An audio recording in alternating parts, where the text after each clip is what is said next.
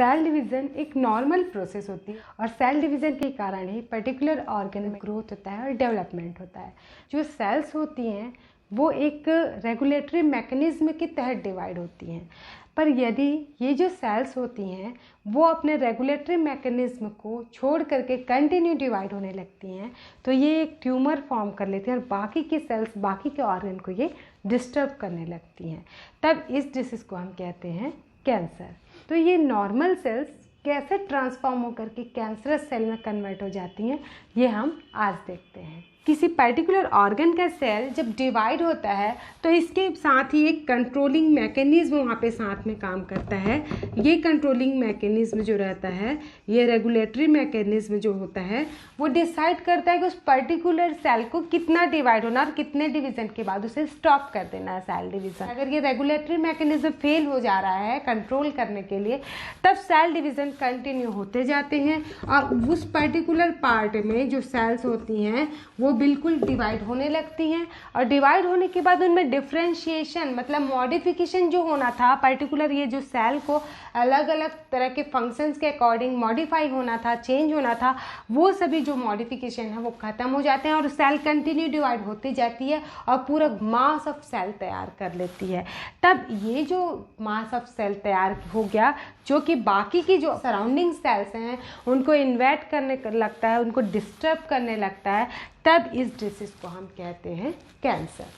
तो अब कैंसर क्या है? The cancer is rapid uncontrolled abnormal growth of cells. ये जो ग्रुप ऑफ सेल्स हैं जो कंटिन्यू डिवाइड हो रहे हैं एबनॉर्मल वे में और एक ट्यूमर फॉर्म कर रहे हैं, मास ऑफ सेल फॉर्म कर रहे हैं, इन्हें कहते हैं नियोप्लास्टिक सेल्स।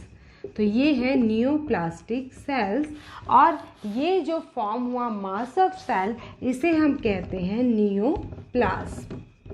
तो इस तरीके से जो कैंसर है वो एबनॉर्मल अनकंट्रोल्ड डिवीज़न का रिजल्ट है।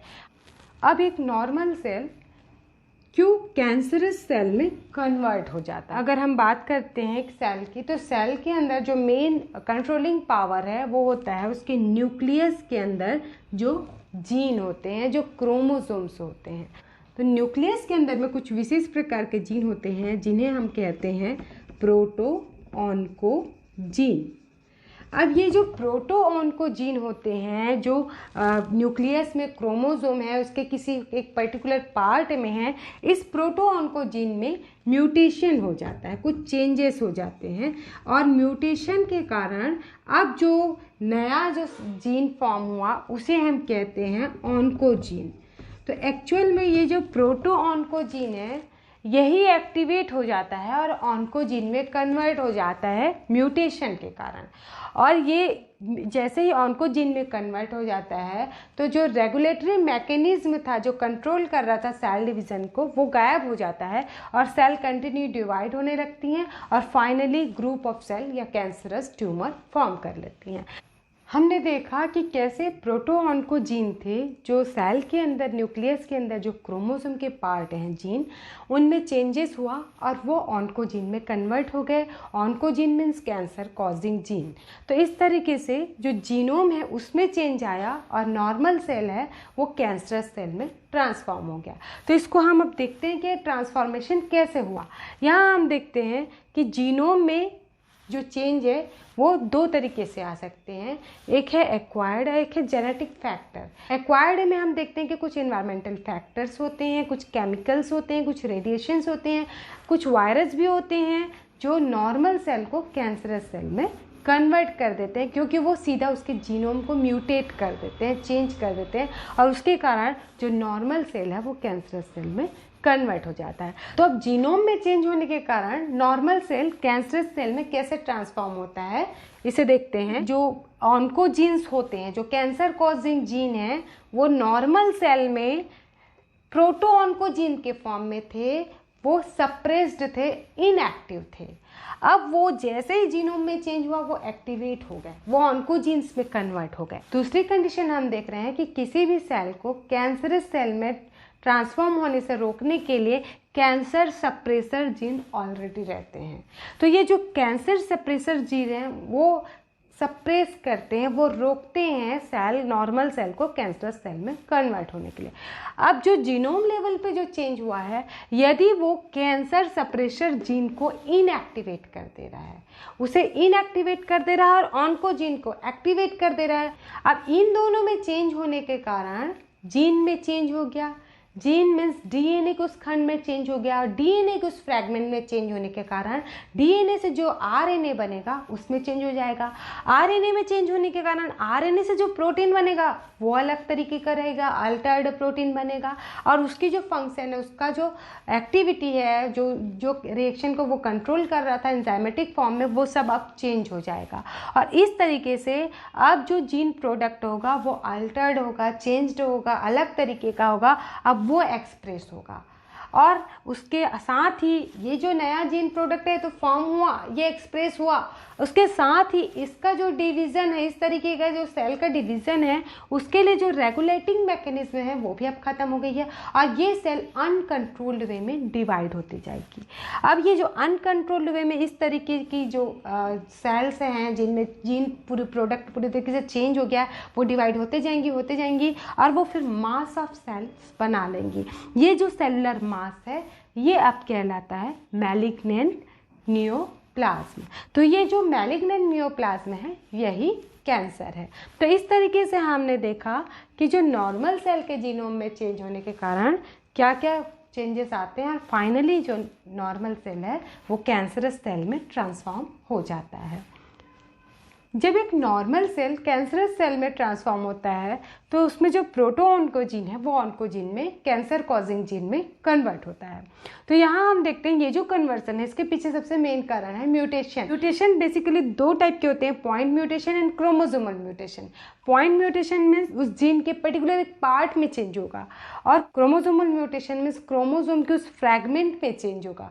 तो यहाँ हम देखते हैं पॉइंट म्यूटेशन कैसे हो रहा है और वो कैसे ऑन्कोजीन में प्रोटोऑन्कोजीन को कन्वर्ट कर दे रहा है। तो पॉइंट म्यूटेशन में अगर हम देखते हैं तो जो नॉर्मल जो क्रोमोसोम थे उसमें जो P53 जीन था जो कि ट्यूमर सप्रेसर जीन था, इससे पहले हमने देखा ट्यूमर सप्रेसर जीन यानी ऐसे जीन है जो नॉर्मल सेल को कैंसरस होने से रोकते हैं। तो ये जो ट्यूमर सप्रेसर जीन है वो नॉर्मल कंडीशन में कैंसरस सेल में ट्रांसफॉर्म होने से रोक रहा है, पर यदि इसमें कुछ म्यूटेशन हो गया, किसी एक पर्टिकुलर न्यूक्लियोटाइड में चेंज आ गया, तो उस चेंज के कारण, उस कन्वर्सन के कारण जो P53 है वो इनएक्टिव हो जाता है, और इसके कारण जो ट्यूमर सप्रेसर जीन था वो सेल साइकिल को अब कंट्रोल नहीं कर पाता और अनकंट्रोल्ड वे में सेल डिवीजन होने लगता है, क्योंकि ये TSG जो सप्रेसर जीन है वो अब इनएक्टिव हो चुका है।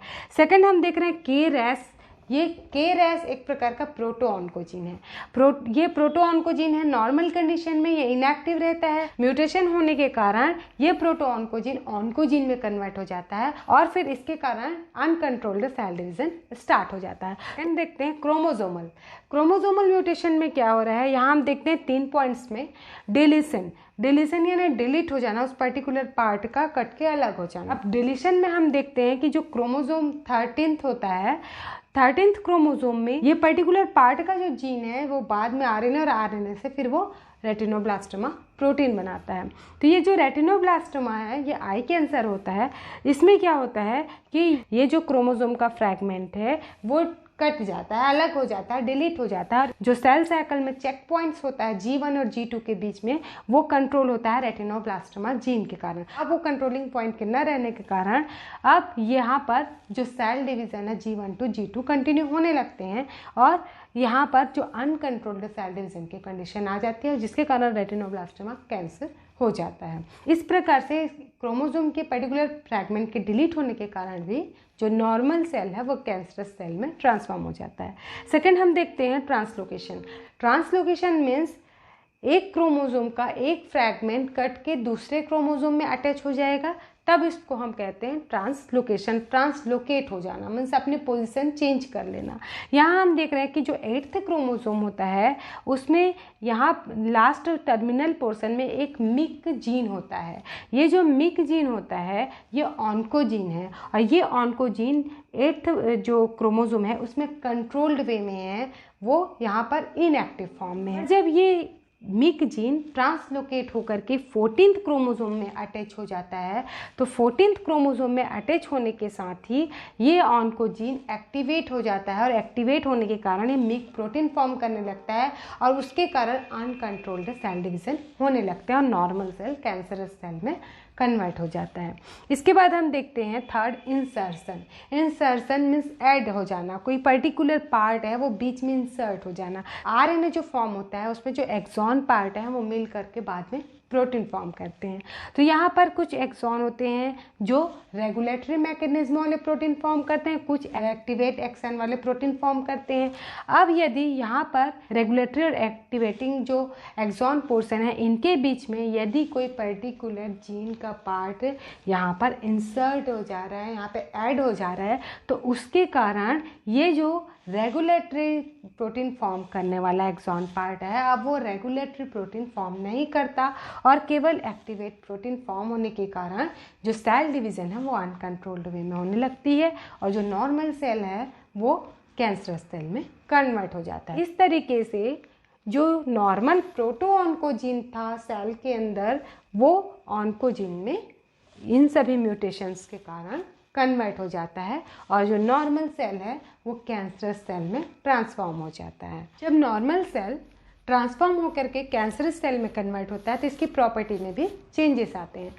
हम देखते हैं सबसे पहले जो एपोप्टोसिस जो प्रॉपर्टी थी नॉर्मल सेल की, प्रोग्राम्ड सेल डेथ मीन्स एक निश्चित समय तक अपना फंक्शन परफॉर्म करने के बाद जो सेल है वो डेड हो जाता है। तो ये जब कैंसरस सेल में कन्वर्ट होता है नॉर्मल सेल तो ये जो प्रॉपर्टी होती है एपोप्टोसिस की वो खत्म हो जाती है और सेल कंटिन्यू डिवाइड हो जाता है, इमॉर्टल हो जाता है, अमर हो जाता है। अब उसमें जो सेल डेथ की जो प्रॉपर्टी थी एपोप्टोसिस वो खत्म हो जाती है। सेकेंड हम देखते हैं loss of contact inhibition. Contact inhibition means जो सेल्स होते हैं जब वो एक सेल दूसरे सेल के कांटेक्ट में रहता है तो एक अपना जो निश्चित एरिया है वहीं पर ही वो लिमिटेड होते हैं, उनका डिवीज़न वहीं पर ही होता है, वो बाकी की सेल को डिस्टर्ब नहीं करते हैं। पर ये जो कैंसरस सेल्स होती हैं उनमें जो कॉन्टैक्ट इनहिबिशन की प्रॉपर्टी वो खत्म हो चुकी रहती है और इसके बाद वो सराउंडिंग सेल्स के अनुसार डिवाइड ना हो करके अपना कंटिन्यू डिवाइड हो करके सराउंडिंग सेल्स को डिस्टर्ब करने लगती हैं। तो इस प्रकार से जो कैंसरस सेल्स होती हैं उनमें कॉन्टैक्ट इनहिबिशन की प्रॉपर्टी पूरी तरीके से खत्म हो चुकी रहती है। थर्ड पॉइंट हम देखते हैं reduced cell adhesion. Cell adhesion जो प्रॉपर्टी होती है उसमें जो सेल्स होते हैं वो अपने टाइप के जो सेल्स होते हैं उनसे चिपक के रहते हैं। जैसे कि लीवर सेल है वो लीवर सेल से चिपक के रहेगा और अपना फंक्शन परफॉर्म करेगा। पर जो कैंसरस सेल्स होती हैं उनमें जो एडिशन की प्रॉपर्टी है वो खत्म हो चुकी रहती है, इसलिए वो कहीं भी मूव करके कहीं भी स्प्रेड होकर के नया ट्यूमर फॉर्म कर लेते हैं और किसी एक पर्टिकुलर पार्ट से लोकलाइज्ड अटैच होकर के नहीं रहते हैं। फिर उसके बाद नेक्स्ट पॉइंट हम देखते हैं इनवेसिवनेस। इनवेसिवनेस में क्या होता है कि जो सेल्स होते हैं उनके बीच में जो एक्स्ट्रा सेलुलर मैट्रिक्स है मीन्स दो सेल्स के बीच में जो मैट्रिक्स होता है वहाँ पर जो भी मटेरियल है वो भी रेगुलेटरी मैकेनिज्म में वो पर्टिकुलर सेल को एक जगह पे लोकलाइज्ड करके रखे रहते हैं। अब ये जो सेल्स होती हैं कैंसरस सेल ये एक प्रकार का प्रोटीज एंजाइम सिक्रेट करती हैं। जो प्रोटीज एंजाइम ये सिक्रेट कर रही है उसके कारण जो एक्स्ट्रा सेलुलर मैट्रिक्स है वो डिसॉल्व होने लगता है। एक्स्ट्रा सेलुलर मैट्रिक्स के डिसॉल्व होने के कारण इनकी जो प्रॉपर्टी थी एक पर्टिकुलर पार्ट पे लोकलाइज्ड रहने की वो खत्म हो जाती है। जो कैंसरस सेल्स होती हैं वो फैलने लगती हैं वहाँ पर। नेक्स्ट हम देखते हैं फेलियर टू डिफ्रेंशिएट। नॉर्मल जो सेल्स होती हैं वो जब डिवाइड होती हैं फिर वो अपना फंक्शन परफॉर्म करने के लिए उनमें मॉडिफिकेशन होता है, चेंजेस होते हैं और वो डिफ्रेंशिएट होती हैं। पर जो कैंसरस सेल्स होती हैं मोनोक्लोनल होती हैं। मोनोक्लोनल सेल्स मीन्स एक जो सेल्स है वो डिवाइड होकर के सिमिलर टाइप ऑफ सेल्स अपना क्लोन तैयार कर लिया और इनमें कहीं भी किसी भी सेल में डिफ्रेंशिएशन मॉडिफिकेशन नहीं होता है। तो इस प्रकार से जो कैंसरस सेल्स हैं उनमें कोई डिफ्रेंशिएशन की प्रॉपर्टी नहीं पाई जाती है। उसके बाद नेक्स्ट पॉइंट हम देखते हैं auto stimulation of cell division. जो कैंसरस सेल्स होते हैं इनमें जितने भी रेगुलेटरी मैकेनिज्म हैं जो सेल डिवीज़न को कंट्रोल करने के लिए जितनी भी रेगुलेटरी मैकेनिज्म थी वो सभी अब इनएक्टिवेट हो चुकी रहती हैं। उसके कारण जो ट्यूमर सेल्स होती हैं जो कैंसरस सेल्स होती हैं वो ऑटो स्टिमुलेट हो चुकी रहती हैं, वो डिवीज़न के लिए वो कंटिन्यू डिवाइड होने लगती हैं। उसके बाद हम देखते हैं loss of anchorage dependence. Anchorage dependence में यहाँ पर क्या हो रहा है कि कोई भी सेल्स होती हैं वो एक बेस के ऊपर अटैच हो करके उसके ऊपर अपना जो डिवीज़न, अपना ग्रोथ, अपना डिफ्रेंशिएशन की प्रोसेसेस को परफॉर्म करती हैं। पर जो कैंसरस सेल्स हैं उनको कोई बेस की ज़रूरत नहीं है, वो कहीं भी स्प्रेड हो जाती हैं और ट्यूमर फॉर्म कर लेती हैं। नेक्स्ट पॉइंट हम देख रहे हैं मेटास्टेसिस। नॉर्मल सेल्स एक पर्टिकुलर ऑर्गन में अपना जो डिवीज़न है वो लिमिटेड रखती हैं और एक पर्टिकुलर ऑर्गन के अंदर लोकलाइज्ड रहती हैं, वहीं पर लिमिटेड रहती हैं। पर जो कैंसरस सेल्स हैं ये स्प्रेड होने लगती हैं, आइदर लिम्फेटिक सिस्टम, लिम्फ के थ्रू या ब्लड सर्कुलेशन के थ्रू, ये कहीं भी स्प्रेड होकर के नया ट्यूमर फॉर्म कर लेती हैं। इस प्रकार की जो प्रॉपर्टी कैंसरस सेल की स्प्रेड होकर के नया ट्यूमर कहीं भी फॉर्म कर लेने की, ये कहलाती है मेटास्टेसिस। उसके बाद हम देखते हैं इंक्रीज्ड शुगर ट्रांसपोर्ट। क्योंकि जो कैंसरस सेल्स हैं वो कंटिन्यू डिवाइड होते जा रही हैं, तो कंटिन्यू डिवीज़न के कारण ग्लूकोज डिमांड बढ़ जाता है, ज़्यादा एनर्जी चाहिए और ज़्यादा एनर्जी के कारण जो शुगर ट्रांसपोर्ट है वो बढ़ जाता है। नेक्स्ट पॉइंट हम देखते हैं क्रोमोसोमल चेंज। कंटिन्यू जब सेल डिवाइड होने लगती हैं तो उसके अंदर जो न्यूक्लियस है उसकी एक्टिविटी बहुत बढ़ जाती है। न्यूक्लियस की एक्टिविटी बढ़ने के कारण जो क्रोमोसोम्स हैं उनमें स्वेलिंग होने लगती है, उनका आकार बढ़ने लगता है और साथ ही एन्यूप्लॉइडी की प्रॉपर्टी यहाँ पर आ जाती है। एन्यूप्लॉइडी मीन्स जो नॉर्मल जो सेट होता है क्रोमोसोम का, जैसे कि ह्यूमन बीइंग में डिप्लॉइड सेट होते हैं क्रोमोसोम के और उसके साथ 23 पेयर ऑफ क्रोमोसोम होता है, उसमें चेंजेस आ जाते हैं और जो क्रोमोसोमल नंबर है वो भी चेंज हो जाते हैं और पूरे के पूरे सेट में भी चेंजेस आ जाता है। इस प्रकार से जो कैंसरस सेल्स हैं उनमें ये सभी प्रॉपर्टीज आ जाती है।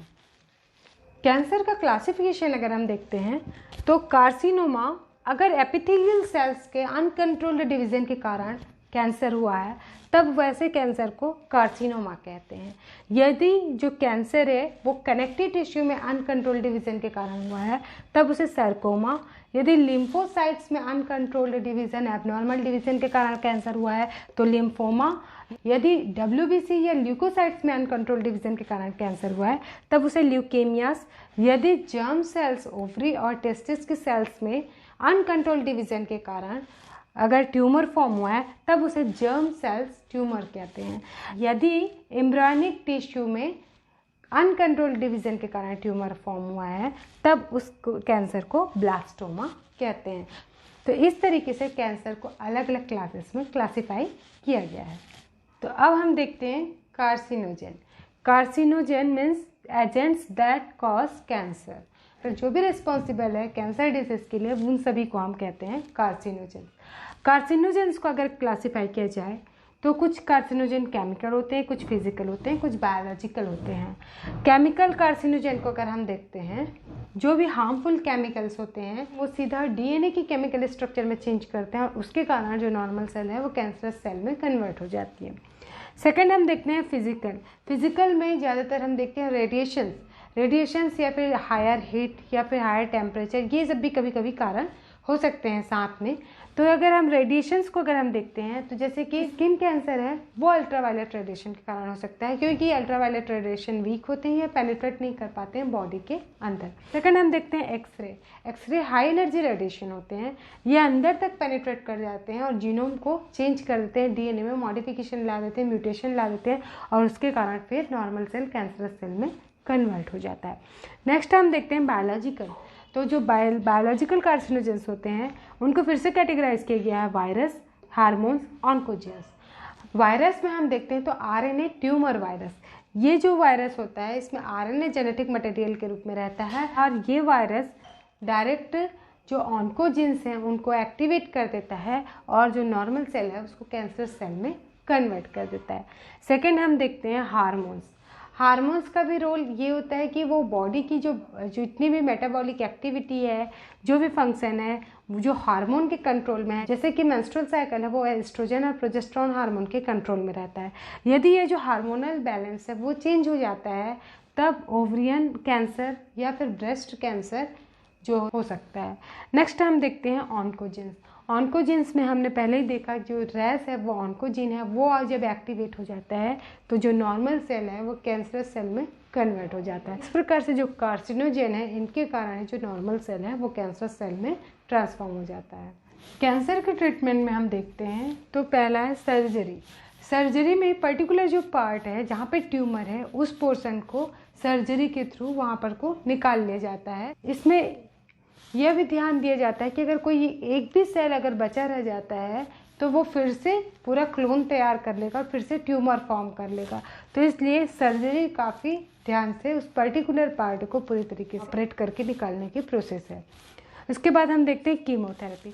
कीमोथेरेपी में जो एंटी कैंसर ड्रग्स हैं उनका यूज़ करके उस पर्टिकुलर पार्ट के ट्यूमर को पूरी तरीके से नष्ट किया जाता है। और उसके बाद हम देखते हैं इम्यूनोथेरेपी। इम्यूनोथेरेपी में जो इम्यून सिस्टम है उसका यूज़ किया जाता है। इम्यून मैकेनिज्म के थ्रू जो कैंसर है उसको कंट्रोल किया जाता है। देन रेडिएशन थेरेपी, रेडिएशंस के थ्रू उस पर्टिकुलर पार्ट के ट्यूमरस जो सेल्स हैं उनको आयोनाइज्ड किया जाता है। रेडिएशंस के कारण वो पर्टिकुलर जो ट्यूमरस जो पार्ट है वो पूरी तरीके से वहाँ पर नष्ट कर दिया जाता है। तो इस तरीके से जो कैंसर है उनके ये अभी ट्रीटमेंट अभी यूज़ किए जाते हैं।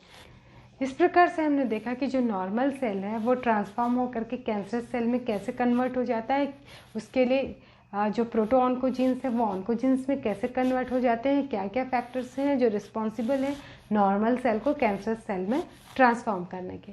इस प्रकार हमने देखा cancer causing agents, carcinogens physical भी हो सकते हैं, बायोलॉजिकल भी हो सकते हैं, केमिकल भी हो सकते हैं। प्रिवेंशन के तौर पर अगर हम देखते हैं तो हमें ऐसे केमिकल्स को अवॉइड करना चाहिए जो कार्सिनोजेन हो सकते हैं। जैसे कि यहाँ पर हम देखते हैं तो टोबैको, स्मोकिंग अवॉइड करना चाहिए।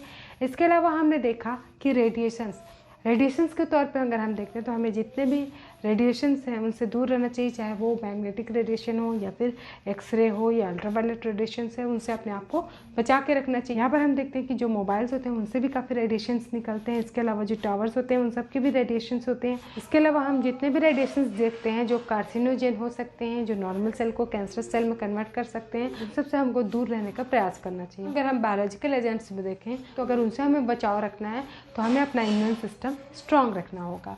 तो उसके लिए हमें हेल्दी लाइफ स्टाइल फॉलो करना पड़ेगा। हमारी डाइट अच्छी हो, हमारा एक्सरसाइज रेगुलर हो, हमारा डेली वर्कआउट होते रहे, हमारी जो रूटीन एक्टिविटी है वो बिल्कुल अच्छे से चलती रहे। हमें काफ़ी एनर्जेटिक रहना चाहिए, खुश रहना चाहिए और ताकि टेंशन कम हो और जितने भी जो फैक्टर्स हैं जो कार्सिनोजेन हो सकते हैं वो सभी कंट्रोल्ड हो और इसके कारण जो भी कैंसर कॉजिंग जीन है वो एक्टिवेट ना हो। इसके लिए हमको अपनी तरीके से प्रिवेंशन करना होगा।